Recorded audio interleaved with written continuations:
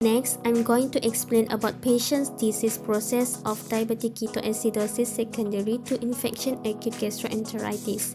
First of all, gastroenteritis is an infection diarrhea, which is an inflammation of gastrointestinal tract.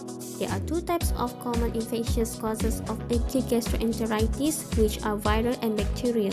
In this case, the patient was caused by bacteria acute gastroenteritis, which is E. coli. This is due to patient's signs and symptoms such as diarrhea. After that, diabetic ketoacidosis is an acute metabolic complication of diabetes characterized by hyperglycemia, hyperketonemia, and metabolic acidosis. On this slide, I'm going to explain on how infection acute gastroenteritis causes diabetic ketoacidosis. In this case, the interacting factors are insulin deficiency as the primary event, which is augmented by infection and excess of high counter-regulatory hormone concentration. This combination results in an increased glucose production by the liver and kidney. This is known as glycogenolysis, which is the breakdown of glycogen, and gluconeogenesis, which is the synthesis of glucose. If this cycle is not interrupted by insulin, fluids, and electrolytes therapy, severe dehydration and metabolic acidosis may occur. Decreased serum insulin concentration lead to diminished peripheral glucose uptake and increased hepatic glucose output, resulting in hyperglycemia. When increase in serum glucose concentration exceeds the renal tubular threshold for glucose reabsorption, urine glucose level rise. Elevated urine glucose, which is glucosuria, leads to osmotic diuresis. Further declines in insulin secretion eventually result in a relative excess of counter-regulatory hormones in relation to insulin. This imbalance between insulin and counter-regulatory hormones stimulates ketogenesis. Continued ketone production eventually results in acidosis. As the ability to compensate for the osmotic diuresis decreases, dehydration results. As dehydration progresses, tissue perfusion is eventually diminished, resulting in production of lactic acid and worsening of the acidosis. Severe dehydration leads to impaired renal function and diminished capacity for clearance of glucose and ketones, increasing both hyperglycemia and acidosis. Depletion of electrolytes occurs as a result of osmotic diuresis and acidosis. The combination of acidosis and osmotic diuresis leads to the classic symptoms of diabetic ketoacidosis. Now I will talk about patient management and its outcome. Upon patient arrived at emergency and trauma department on morning 23rd October 2017, patient present with nausea and vomiting, diarrhea, body weakness, and dizziness. Patient also looked in poor dehydration. So, what we do to the patient? Firstly, we check for patient vital sign to get a baseline data. And from the vital sign, we get the patient has high blood pressure and heart rate. Then continue with set IV line and blood taking for the investigation. After that, 1 pint of normal saline is connected to the patient given bolus run for 2 hours to treat her dehydration. After that, IV Mazdolone 10 mg is given to patient to reduce her nausea and vomiting.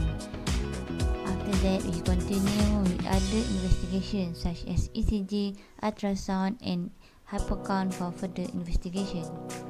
CBD is inserted to patient to get urine for urinalysis and to reduce risk for fall when patient went to toilet.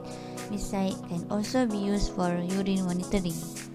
After all the result of investigation is done, the patient is being diagnosed with diabetic ketoacidosis secondary to acute gastroenteritis with imbalanced electrolytes such as hyponatremia, thrombocytopenia, hypercalcemia, hypophosphatemia, and hypomagnesemia.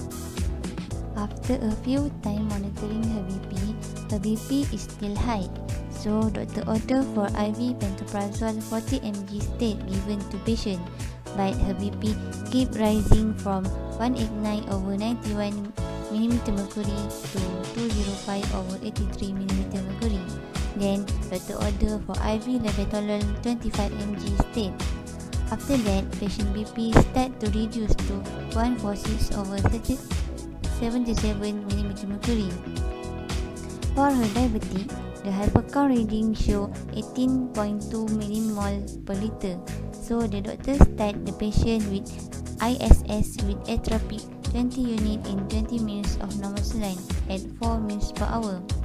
Then her hypocount reduced to 12.9 millimol per liter. Besides, patient also is given antibiotic Azofin 2 gram. In the evening, patient is transferred from EDD to acute cortical in female medical ward. Patient is on drip 3 liter per day normal saline with dextrose 5 plus with 1.5 gram of KCl as maintenance to treat her dehydration. Doctor order to monitor patient hypocount and BP hourly and repeat tests for ABG, urine CNS and urine ketone. On 24 October, patient still look weak and tired, so the doctor increased patient drips to 3.5 liter per day normal saline with dextrose 5 plus with 1.5 gram KCl, and on another hand, 1 pint of normal saline giving bolus to the patient. Patient hypocount is still high even with ISS with atropic.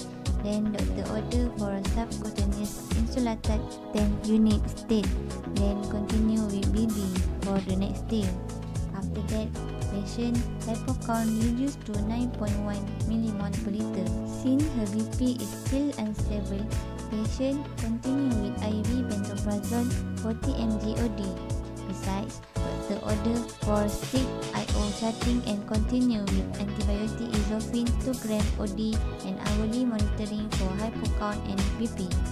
On 25 October, patient's hyponatremia is resolved, but then she developed hypophosphatemia. So the doctor order for monopotassium phosphate dilute in 1 pint normal saline run for 4 hours.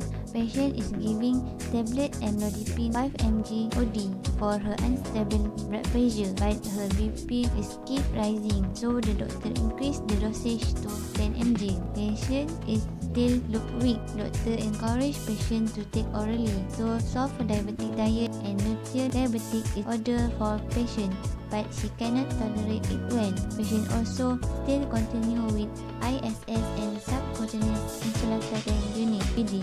And if her hypocount start to stable, doctor asked to monitor her hypocount 2 hourly. On 26 October, patient is transferred to subacute in female medical ward. Patient is still weak, so the doctor increased patient rate to 4 liter per day normal saline with dextrose 5 plus with 1 gram KCl. Patient is continue with her diet and the monopotassium phosphate treatment. The medication prescribed for patient are tablet amlodipine 10 mg OD, IV pantoprazole 40 mg OD, tablet amikacin 750 mg OD, and IV Rozafin 2 gram OD. Since patient hypercount is stable with ISS and subcutaneous insulated 10 unit BD, we start monitoring patient hypocount 2 hourly. On 27 October, which is our last day care for patient is giving supplement syrup MMT, mixture magnesium trisilicate 10 minutes per night, and tablet thiamine 10 mg OD, and continue with her diet to increase her oral intake. Patient able to drink 4 portions of her meal. Then doctor reduce IV fluid to 2 liters per day, normal saline with dextrose 5 plus with 1 gram KCl. Seeing her hypocount maintained within normal range, doctor change plan to subcutaneous insulated 28 unit in morning and 20 unit in the evening. After 2 hours giving the injection, doctor asked to off her ISS. Then her hypocount is start monitoring QID.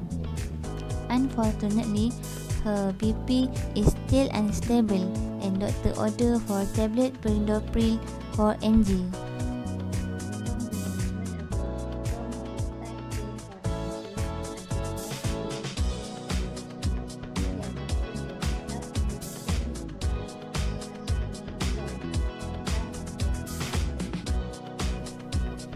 For example, we successfully resolve patient vomiting and diarrhea problem and hyponatremia, while others problems such as thrombocytopenia, hypercalcemia, hypophosphatemia, hypomagnesemia is not yet resolved. Nursing management. Nursing diagnosis: fluid volume deficit related to osmotic diuresis from hyperglycemia and excessive gastric loss as evidenced by body weakness and sudden weight loss. Unstable blood glucose level related to insulin deficiency which cause decreased uptake of glucose by the tissue resulting in increased protein and fat metabolism as evidenced by weakness and fatigue. Fatigue related to decreased metabolic energy production as evidenced by inability to maintain usual routines and decreased performance. The desired outcome for the first diagnosis is to demonstrate adequate hydration as evidenced by stable vital sign, balanced input and output, good skin texture and electrolyte level within normal range. Nursing intervention.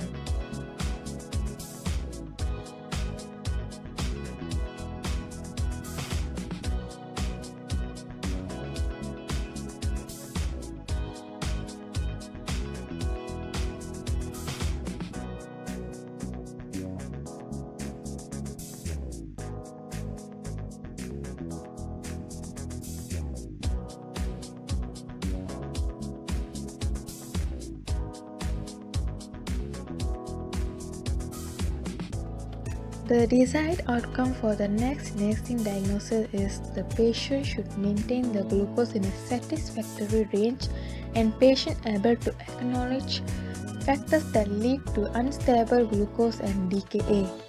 Nursing intervention.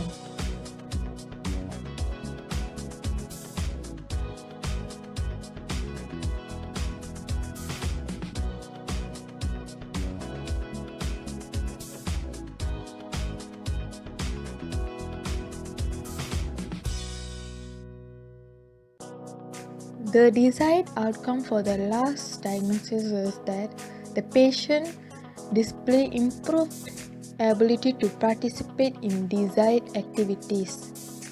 Nursing intervention.